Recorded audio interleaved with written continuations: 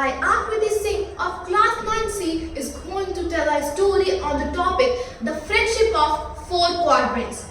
Once upon a time, in the magical land of geometry, there lived four friends. Quadrant 1, Quadrant 2, Quadrant 3 and Quadrant 4.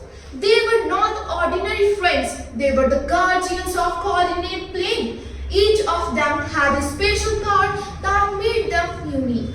Quadrant 1, the happiest of all, always smiles because everything around him was positive. His world was full of sunshine, where both x and y were positive. He loved to build graphs and draw shapes.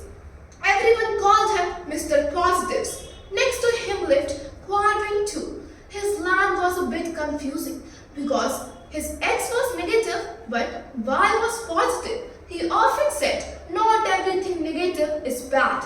Even with one negative, I can still rise high. His optimism made everyone love him.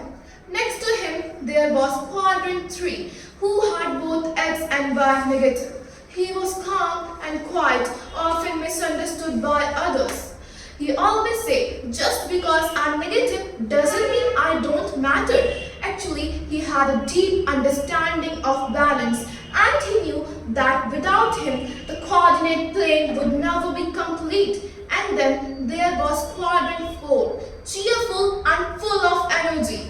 His x was positive but y was negative. He often said, when things fall, they can still move forward. For a long time, all four quadrants lived in their corners. Lines and angles meet 2 or 3 quadrants, but the quadrants themselves never met. And one day, the line named y is equals to x crossed the plane and said, why do you all live separately? Don't you see? Together you form a complete world. The all four quadrants looked at each other and realized something magical. Then they decided to meet at the origin, the center of their world. It was the first time they all joined their hands. The origin smiled and said, now you are together, the perfect balance of negatives and positives, ups and downs, rights and lefts.